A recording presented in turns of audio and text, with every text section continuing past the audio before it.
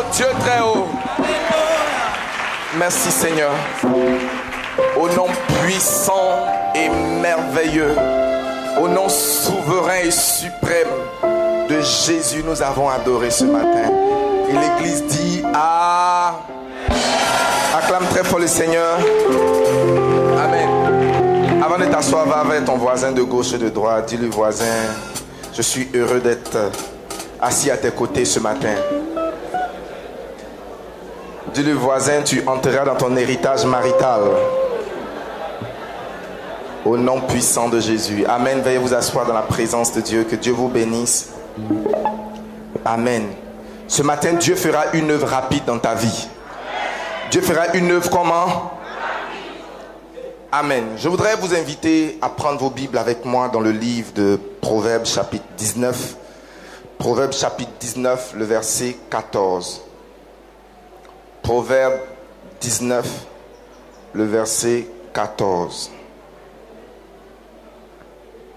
Le mariage n'est pas une bonne chose. Le mariage est une très bonne chose. Sur le plan social, humain, physiologique, spirituel, dans tous les domaines, le mariage s'est démontré comme étant une bonne chose. Mais le mariage selon le Seigneur. Proverbe chapitre 19, le verset 14. Est-ce que tu es là? Je voudrais lire la parole de Dieu. Il dit, on peut hériter de ses pères une maison et des richesses, mais une femme intelligente est un don de l'Éternel. Amen. Donc, une bonne femme, c'est une femme intelligente. Une bonne femme, ce n'est pas une belle femme, c'est une femme intelligente. La Bible dit, la grâce est trompeuse, la beauté est vaine. La femme qui sera célébrée, c'est celle-là qui craint l'Éternel. Et la Bible dit, la crainte de l'Éternel, c'est le commencement de la sagesse. Et la sagesse est une fille de l'intelligence. La grâce est comment? Trompeuse. La beauté est vaine, c'est-à-dire sur l'échelle des valeurs qui font réussir un mariage, si on doit noter par, comment on appelle ça à l'école? Par coefficient, le coefficient de la beauté équivaut à quoi? C'est-à-dire que si tu te maries sur la base de la beauté, à la fin tu arriveras à la conclusion que la beauté comptait pour pratiquement zéro dans le mariage. Il y a plus qui fait réussir. Il dit, on peut hériter de ses pères des maisons, des biens, des richesses. Cela veut dire quoi? Si chaque famille produisait les femmes et les maris, nous tous nous serons mariés. Si chaque père était responsable de produire les femmes de ses fils et de produire les maris de ses filles, nous serons tous comment? Mariés.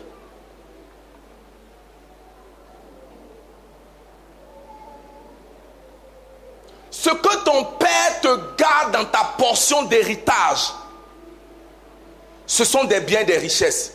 Une mauvaise femme peut te vider de ton héritage parental.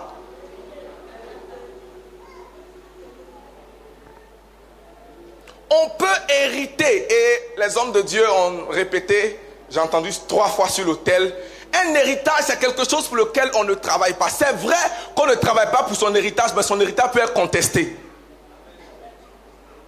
Vous n'avez jamais vu quelqu'un, il dit non, ça c'est mon terrain que mon père m'a laissé, puis on vient dire non, ce n'est pas pour toi. Il dit c'est ma plantation, on dit non, c'est pas ta plantation. Si c'est réellement ta plantation, prouve-nous ta filiation, donne-nous les papiers, démontre-nous que c'est-à-dire la plupart des héritages sont en général comment? Contestés. C'est vrai que tu n'as pas travaillé pour cela, mais ton héritage sera comment? Contesté. Donc une bonne femme et un bon mari sont la part d'héritage que Dieu te donne. Aucune personne sur la terre, aucun conseil, aucun mécanisme humain ou religieux ne peut produire pour un homme le type de femme dont il a besoin. Aucun. On peut hériter de ses pères, y compris ses pères spirituels. On peut hériter de ses pères des maisons et des richesses, de l'argent, un compte fourni en banque. Mais le lot d'une femme intelligente, d'une femme qui te faut, d'un homme qui te faut, tu ne le trouveras pas parmi ton héritage paternel ou maternel. Tu le trouveras dans ton héritage en Dieu. Et quelles sont donc les choses que tu fournis pour avoir ton héritage? La Bible nous amène à comprendre la procédure qui a conduit au premier mariage célébré par Dieu. Allons ensemble dans le livre de Genèse. Genèse. Quelqu'un sera béni ce matin. Donc pendant que tu es en train de prier, prie à la fois pour une belle femme et prie pour comment? Une bonne femme. Et une bonne femme, c'est une femme comment? Bien aimé, quand tu trouves une femme intelligente, elle te fait sortir des difficultés. Quand tu trouves une femme intelligente, quand tu as peur, elle le multiplie. Quand tu trouves une femme intelligente, quand tu es en train de traîner, elle te fait progresser. Quand tu trouves un homme intelligent également, il t'oriente. Parce qu'il ne faut pas qu'on focalise la chose sur la femme. Mais en réalité, quand on parle du mariage, je ne sais pas pourquoi, mais plusieurs fois dans la Bible nous fait reposer le succès du mariage sur la femme. Une femme sage bâtit sa maison. Mais une femme insensée fait comment? La renverse de ses propres mains. Amen. Donc Dieu dit que pour que le mariage réussisse, la femme joue un rôle essentiel. Amen. C'est pourquoi toi en tant qu'homme, puisque le succès de ton foyer dépend de ta femme, ta quête d'une bonne femme, c'est la quête de la réussite de ton mariage. Est-ce que quelqu'un m'a compris? Tandis que le succès de ton foyer dépend de quoi? Ne dépend pas de toi. Ça dépend de quoi? Donc ta recherche, c'est la recherche de cette femme qui fera réussir ton mariage. Est-ce que je parle à quelqu'un? Que Dieu te donne l'intelligence, la sagesse de trouver ce type de femme. Tu n'as pas entendu ton amen. Genèse chapitre 2, le verset 18. L'Éternel Dieu dit: il n'est pas bon que l'homme soit comment? Seul. Je lui ferai une aide semblable à lui.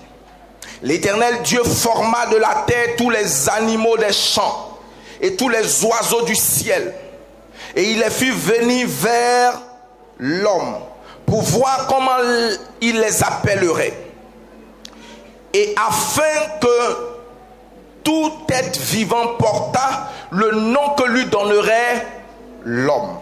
Et l'homme donna des noms à tout le bétail, aux oiseaux du ciel et à tous les animaux des champs. Mais pour l'homme, il ne trouva point d'aide semblable à lui. Le verset 21.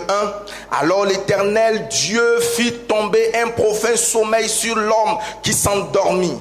Et il prit une de ses cordes et en referma la chair à sa place. Verset 22. L'Éternel Dieu forma une femme de la corde qu'il avait prise de l'homme et il l'emmena vers l'homme. Et l'homme dit, l'homme reconnut: voici cette fois celle qui est os de mes os et chair de ma chair, et on l'appellera comment?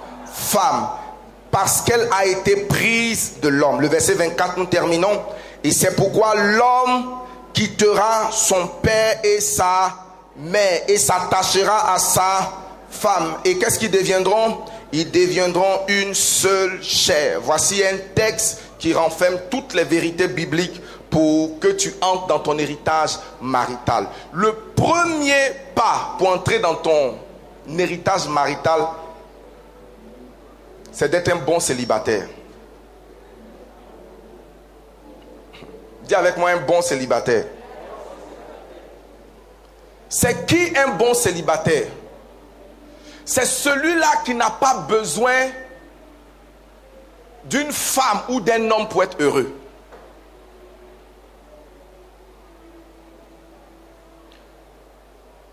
Avant que Dieu n'introduise le mariage, l'homme était heureux. C'est Dieu lui-même qui a dit, il n'est pas bon que l'homme soit seul. Bien-aimé, quand tu penses être heureux, quand tu auras un homme ou une femme, il y a de très fortes chances que tu sois malheureux.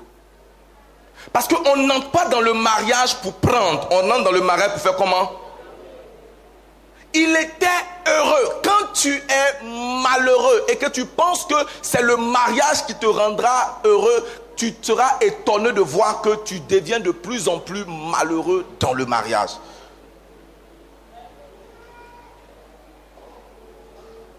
J'ai une fois dit ici que Dieu a dit il n'est pas bon que l'homme soit seul. Il n'a pas dit il est mauvais que l'homme soit célibataire.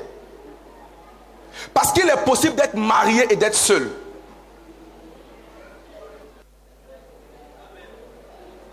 Il est possible d'être marié et d'être comment? Seul. Tu opères seul. Tu marches seul. Tu vis comment? Tu planifies. Tu investis. Pendant que tu es marié. Toutes tes batailles, tu les fais comment? Donc, être seul n'a rien à voir avec le fait qu'on soit marié. Dieu dit il n'est pas bon que l'homme soit seul. Il n'a pas dit il n'est pas bon que l'homme soit célibataire. Bien-aimé, un bon célibataire, deuxièmement, c'est une personne qui n'a pas besoin de papa et maman pour être heureux.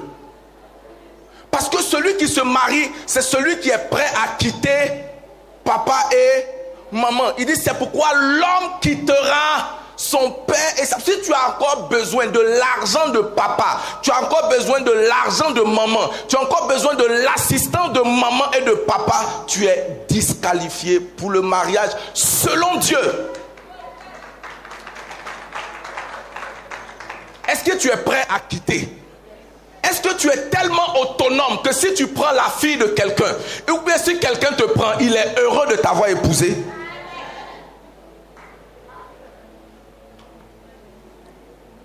Bien-aimé, si tu es dépendant de maman en ce qui concerne la cuisine, dépendant de maman en ce qui concerne comment tenir ton foyer, dépendant de ton père en ce qui concerne comment apporter la discipline dans ta maison, tu vas échouer dans le mariage. Et ce genre de personne-là, il est bon qu'elle soit seule. Ce genre de personne, il est bon qu'elle soit comment? Il est bon de dire à cette personne, toi pour toi là, il est bon que tu sois... Dieu dit il n'est pas bon que l'homme soit seul. Et il y a une catégorie de personnes que Dieu ne veut pas qu'elles soient seules. Ce sont les gens de personnes qui sont mentalement, physiologiquement, spirituellement, financièrement autonomes. Si tu n'es pas autonome, si tu n'es pas heureux seul, si tu as besoin de quelqu'un pour te rendre heureux, bien aimé, tu seras malheureux en mariage. Est-ce que je peux revenir encore là-dessus? Pendant que tu es en train de conquérir ton mariage, ma fille et mon fils, tu es prêt à être marié lorsque tu n'as pas besoin d'un homme pour être heureux. Lorsque tu n'as pas besoin d'une femme pour être heureuse. Lorsque tu es épanoui, dis avec moi épanoui. Lorsque tu n'es pas en compétition avec quelqu'un, lorsque tu n'es pas en train de regarder, ma petite soeur s'est mariée, quand est-ce que je vais me marier aussi? Ah, ma collègue s'est mariée, quand est-ce que je vais me marier? Mais tu es heureux.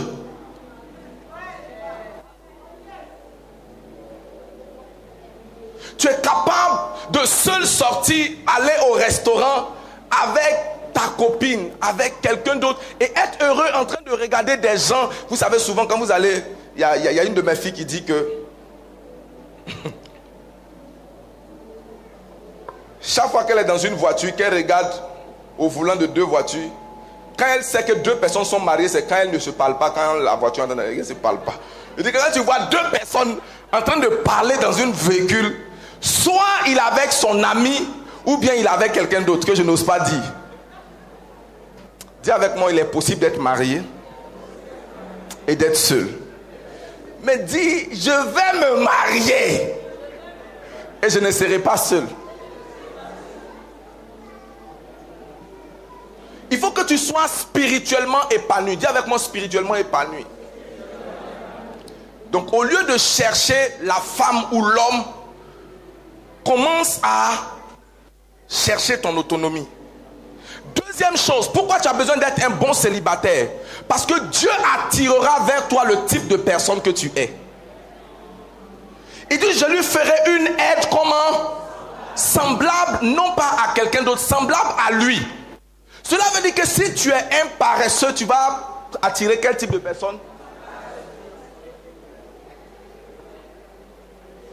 Si tu es un hypocrite, tu vas attirer quel genre de personne? Si tu es un menteur, il y a de très fortes chances que tu attires comment? Un jour, un homme a dit à sa copine, enfin pas sa copine, sa femme, chérie, je veux voir à quel point tu m'aimes. Je suis prêt à mourir pour toi et avec toi. Mettons-nous sur le sommet d'un immeuble et jetons-nous. Je veux que nous mourons ensemble le même jour. Alléluia. Et ils se sont mis, la femme dit à son chéri, on compte à 3 et puis on saute. 1, 2, 3, la femme a sauté. Quand elle a sauté, l'homme est resté en haut. Et la femme, pendant qu'elle sautait, comment vous appelez ça? Le parachute s'est ouvert.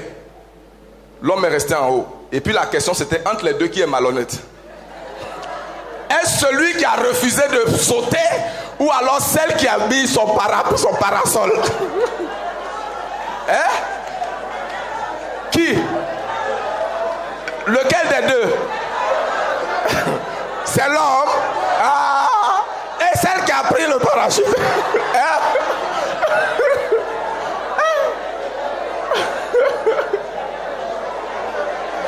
Alléluia.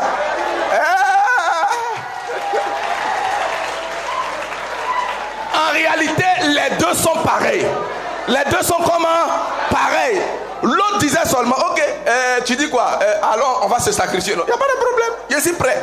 Vous savez, quand vous êtes un type de personne, il est difficile qu'un véridique reste trop longtemps avec un menteur. On peut te mentir une fois, on peut te mentir une semaine, mais on ne peut pas te mentir la deuxième semaine. La nature de la personne va se révéler. Et tu tolères souvent les choses qui te ressemblent.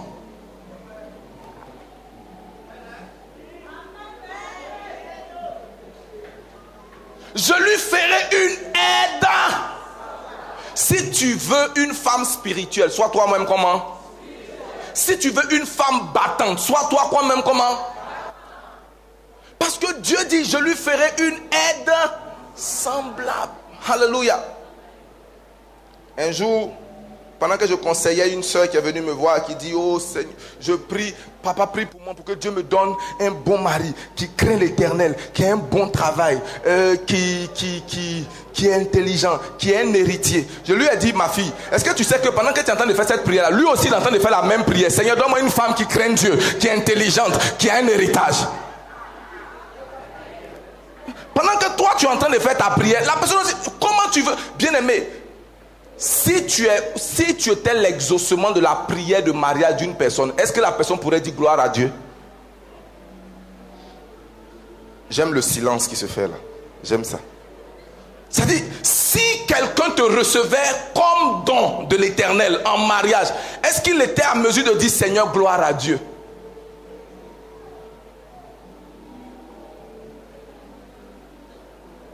Je lui ferai une aide semblable. Deuxième chose, après être un bon célibataire, il faut avoir la capacité de discernement. La capacité de comment? De discernement. Le discernement, c'est la capacité de faire la différence entre deux choses. Ce texte-là m'impressionne parce qu'au verset 18, Dieu dit, l'Éternel Dieu dit, il n'est pas bon que l'homme soit comment? Seul, je lui ferai une aide semblable. Et après que Dieu ait fait cette déclaration, la prochaine chose que Dieu fait, c'est de créer des animaux. Comment tu dis que tu vas donner une femme à l'homme et puis ce que tu fais, c'est de lui donner des animaux? Donc Dieu a créé des animaux, les panthères, les lions, les rhinocéros, les singes. Et il a fait venir vers l'homme. Et la Bible dit, l'homme ne trouva pas d'aide comment? Semblable à lui. Tu sais, avant d'entrer dans ton mariage, Dieu va faire venir vers toi beaucoup de personnes. Beaucoup de personnes. Il va venir vers toi des singes. Il va faire venir vers toi des lions. Et c'est ta capacité de discerner, de faire la différence entre savoir que Robertine, c'est une collègue. Albertine, c'est une partenaire de prière. Robert, vous savez, certaines personnes ont épousé des lions sans le savoir. Or, on n'épouse pas des lions, on épouse des femmes. Cela veut dire que, bien aimé, ce n'est pas parce que tu as un sexe masculin que tu es un homme. Ce n'est pas parce que tu as des seins bombés que tu es une femme. Certains sont des moutons. Et certains hommes sont des singes. Et la Bible dit, l'Éternel fut venu vers eux. Bien aimé, quand est-ce qu'un homme marie un singe? Mais il avait la capacité, il dit, il regarda. Toi, tu es une sœur. Toi, tu es un collègue. Toi, tu es le plombier. Toi, tu es ceci. Ça dit, tu dois... La Bible dit, et l'Éternel vu que les noms qu'il donna aux animaux, c'est les noms là qu'ils ont portés. Bien aimé, tu as besoin de redéfinir les relations autour de toi. Parce que le mariage d'un mouton et d'un homme ne réussira pas. Le mariage d'une femme et d'un lion ne réussira pas. Le mariage d'un homme et d'un porc ne réussira jamais. Et beaucoup de personnes se retrouvent piégées aujourd'hui parce qu'ils ont vu un porc habillé en blanc.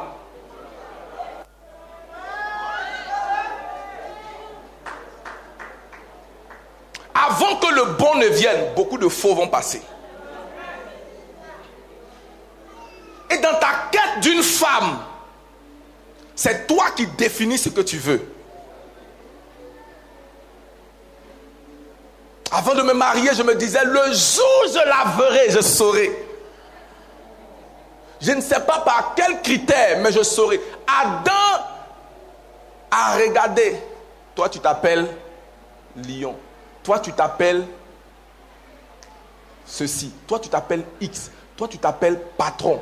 Toi, tu t'appelles grand frère. Toi, tu t'appelles ceci. Toi, tu t'appelles pasteur. Toi, tu t'appelles chantre. Toi, tu t'appelles ceci. Le jour où nous essayons de mixer ou de mélanger nos natures, nous allons créer non seulement un mariage chaotique, mais un mariage qui va donner naissance à des monstres.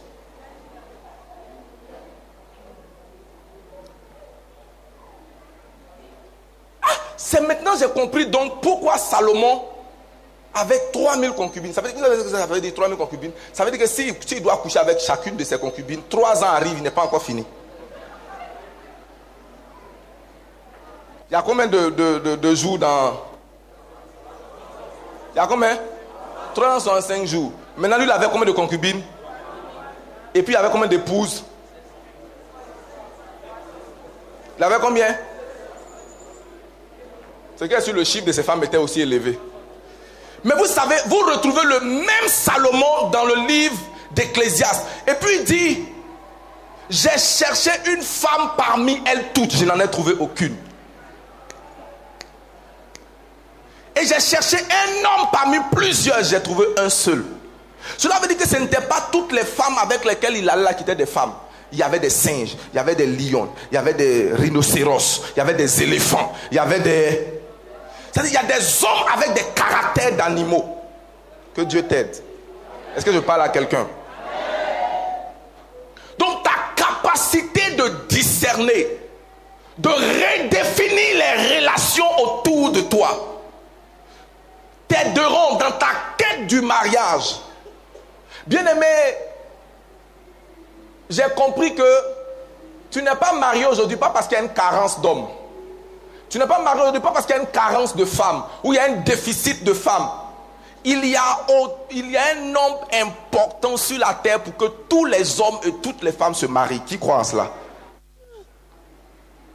Tous les hommes peuvent se marier. C'est-à-dire, enlevons même la Côte d'Ivoire. Si on enlève, on garde la Côte d'Ivoire, la population de la Côte d'Ivoire, durant le dernier recensement, vous prenez l'équilibre entre les hommes et les femmes. Vous voyez que tout le monde peut aisément se marié. Mais ce n'est pas tout le monde qui a un sexe masculin ou féminin qui a le droit d'être qualifié d'homme ou de femme.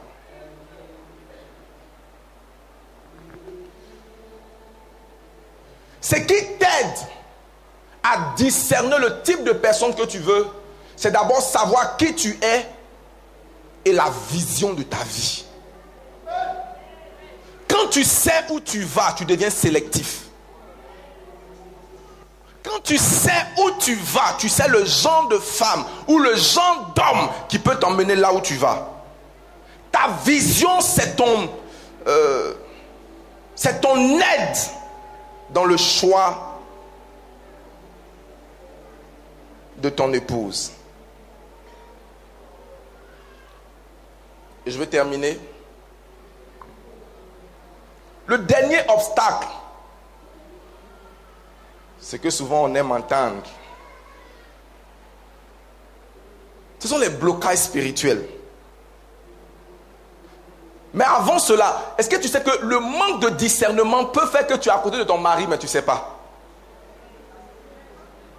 Pourquoi? Parce que tu refuses de prendre la matière première. Tu veux le produit fini.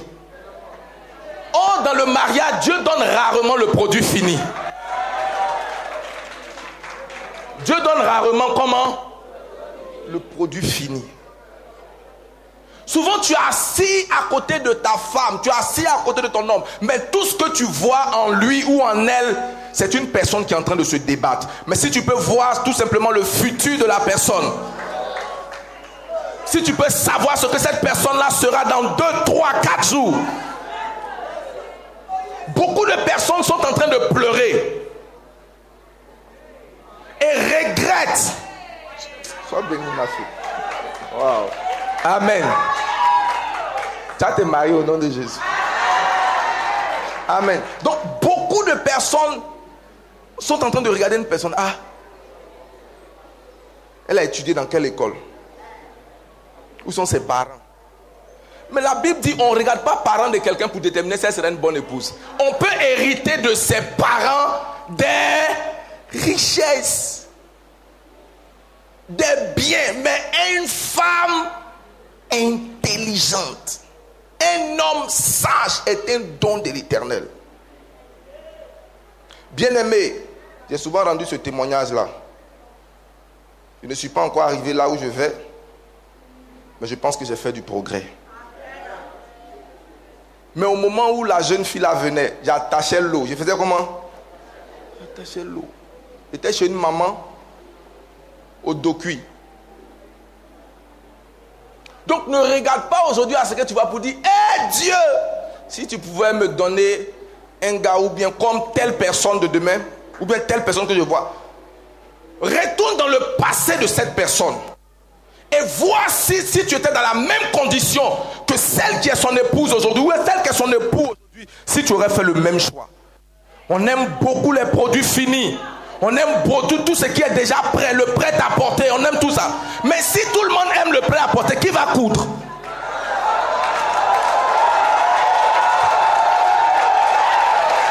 Qui va coudre? Si tout le monde aime tout ce qui est déjà prêt, qui va préparer? Qui va faire comment? Qui va préparer? Pendant que j'attachais l'eau, j'avais un appel. J'avais quoi? Un appel, j'ai parlé en langue. C'est pas comme je blague maintenant là. Avant là, c'était les fous qui guérissaient sous mon ministère. C'est pas les petits fous, les vrais fous. Les comment? Les vrais fous. Au nom de Jésus, sois guéris. Et puis c'est pas il va, il vient. À l'instant, la folie le quitte. Et puis les années sont récollées. Il y a un gars qui je rends rapidement le témoignage. On m'a emmené un malade mental une fois. Et quand je lui ai imposé les mains, il dit il a senti comme des tonnes de briques qui ont quitté sa tête. Et automatiquement, il s'est demandé, il dit, mais où je suis? Je suis supposé être en France, dans tel jardin. Il a commencé à nous dire, mais qu'est-ce qui se passe? On lui dit, entre ce temps-là et maintenant, il y a 16 ans qui sont écoulés. Il a commencé à nous raconter sa vie. Il dit, non, j'étais en Europe, dans tel jardin, et puis j'ai vu telle maman qui est venue du village. Et quand je l'ai vue dans le jardin net, j'ai perdu ma mémoire. Le dernier souvenir dont je me souviens, c'était d'avoir vu cette femme. Il lui a dit, Dieu va te restaurer les années. Il va combiner, il va mettre tout cela ensemble. Bien, ça c'était le petit témoignage. Donc c'était le genre de personnes-là qui vivaient quelque part. Et puis, ce n'est pas qu'on me pressait. C'est que quand tu vis dans la maison de quelqu'un, que la personne te donne son toit, tu es le pasteur à l'église. Quand tu es à la maison, il faut arrêter d'être le pasteur. Il faut balayer comme tout le monde. Il faut faire ce que tout le monde fait. Et donc, dans la maison de cette maman-là, elle vendait de l'eau. Donc, même si j'avais un appel sur moi, je devais participer aux travaux ménagers de la maison. C'est dans ça que on dit non, la fille que tu cherches là, elle arrive. On court, on vient me dire. Et puis le gars dit, arrête d'attacher l'eau là, non, arrête.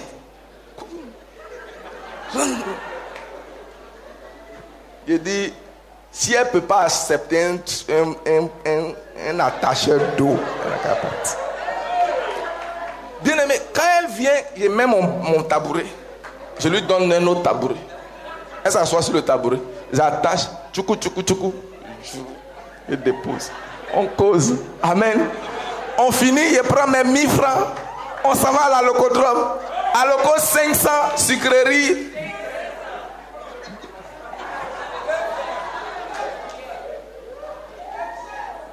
Bien aimé, beaucoup de personnes sont à 40 ans, à 45 ans célibataires parce qu'ils cherchent un produit fini.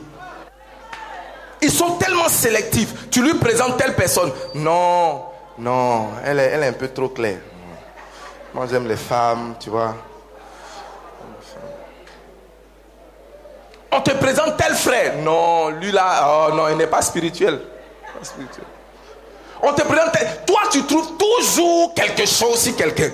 Maintenant le kata c'est quoi? C'est que mon expérience dans le ministère pastoral est que plus les gens sont sélectifs, plus leur capacité de faire des erreurs est élevée. Parce que le jour où il tombe sur quelqu'un, quand il regarde la personne à toi, tu dis yes. Donc tout ça pour ça. Tout ça. Parce que vous connaissez ma secrétaire à Kodon. Les vrais gens sont venus. Les vrais gens. J'ai dit quoi? Les vrais gens sont venus. Elle a toujours trouvé son petit truc. Non, daddy, moi, lui là, non, je ne veux pas. On présente quelqu'un, non, lui là, non. Plein de femmes, oh non. Il a sa taille. Il a comment il s'habille. Il s'habille comment? C'est même pas de style. Oh. Un gars est venu. Le dimanche, il a telle voiture. Prochain dimanche, il a une autre voiture. L'autre dimanche, il a une autre voiture. Dès qu'elle a vu, ses yeux ont commencé à briller. Elle a épousé. Un mois après le mariage, le gars est en prison. Poursuivi pour escroquerie. Ils ne savent plus où ils vont vivre. Ils vivent à gauche, ils vivent à droite. Ils dorment aujourd'hui ici, ils dorment là-bas demain. Pourquoi? Parce qu'elle a refusé de prendre un produit brut. Que Dieu te bénisse ce matin. Au nom puissant de Jésus. Pendant que ces obstacles sont ôtés, je te vois te marier dans le nom de Jésus. Je te vois aller de l'avant dans le nom de Jésus. Que Dieu ouvre tes yeux. Que Dieu t'aide d'être la bonne personne. Que Dieu te donne de discerner dans le nom puissant de Jésus. Quiconque est programmé, planifié pour le mariage, dans les 2 semaines qui arrivent, tu localises ton partenaire de destinée. Dans le nom puissant de Jésus. Oh, si tu le croyais, tu allais dire... Il peut exister un obstacle spirituel. Il ne faut pas occulter ces choses. Il peut arriver que vous soyez la bonne personne. Mais votre capacité de discernement est entachée par une couverture spirituelle. Vous êtes couvert spirituellement. Parce que pour pouvoir reconnaître quelqu'un, il faut pouvoir la voir. Mais certaines personnes sont voilées spirituellement. Et vous savez, il y a des voiles passifs et il y a des voiles totalement fermés. Il y a des voiles qui vous amènent à voir des hommes comme des arbres. J'ordonne dans le nom puissant de Jésus que tout voile qui couvre tes yeux et t'empêche de reconnaître ton partenaire de destinée, que ce voile soit déchiré au nom de Jésus. Je dis que ce voile soit déchiré dans le nom de Jésus. Je dis que ce voile soit déchiré dans le nom de Jésus. Je ne sais pas où se trouve ton partenaire en ce moment précis. Mais cette personne se trouve sur la terre. Je prophétise et déclare qu'avant la fin du premier trimestre de cette année, ce partenaire te localise dans le nom de Jésus. Oh, j'ai pas entendu toi, amen. Je dis, elle te localise dans le nom de Jésus.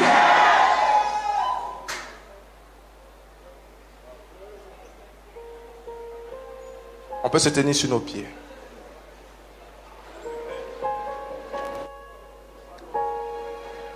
Tu es là ce matin? La Bible dit quoi? Celui qui n'a pas Christ dans sa vie est un homme comment? Animal. Est un homme comment? Celui qui n'a pas Christ dans sa vie est un homme animal. Il ne reçoit pas les choses de Dieu.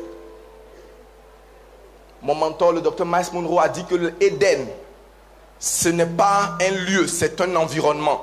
C'est une atmosphère. Il y avait une telle atmosphère à Éden, l'atmosphère de la présence de Dieu. Et c'est dans la présence de Dieu que Dieu a donné une femme à Adam. Il dit on ne quitte pas la présence de Dieu pour aller dehors. Allez prendre Robert pour dire Robert, suis-moi ici, allons-y, tu vas me suivre forcer. Pousse, rentre ici, au nom de Jésus. Ton mariage, c'est pas une croisade d'évangélisation.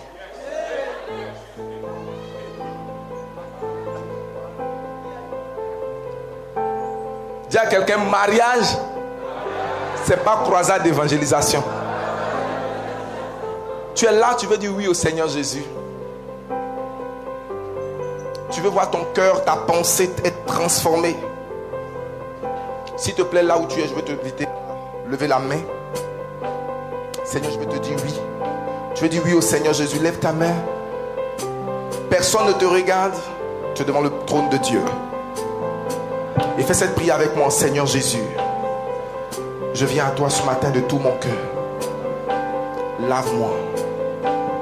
Purifie-moi. Je t'accepte dans mon cœur ce matin comme mon Seigneur et mon Sauveur personnel. Merci de m'avoir lavé, de m'avoir justifié au nom puissant de Jésus. Amen. Tu as fait cette prière, viens rapidement devant, nous allons prier. Viens rapidement devant, nous allons prier. Tu as fait cette prière, viens devant. Laraba Santa. Je te donne tout mon cœur, je te donne mon âme. Je vis que pour toi seul, ton souffle de vie est là. Chaque fois que je me lève,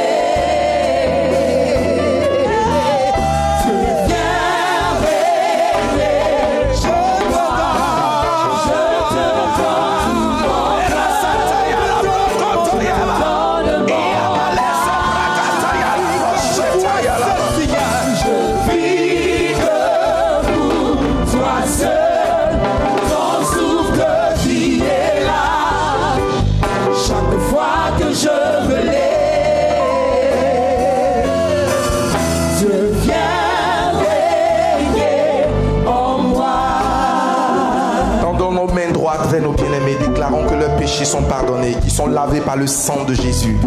Déclarons que leur identité est reconnectée au ciel au nom de Jésus. Je t'en supplie, prie pour eux, prie pour eux, prie pour eux. Déclare que le sang de l'agneau, le sang de l'alliance, le sang de la grâce qui lave, qui purifie, qui nettoie complètement, les lave et les purifie. Prie pour eux. Les soprakataya la bochete.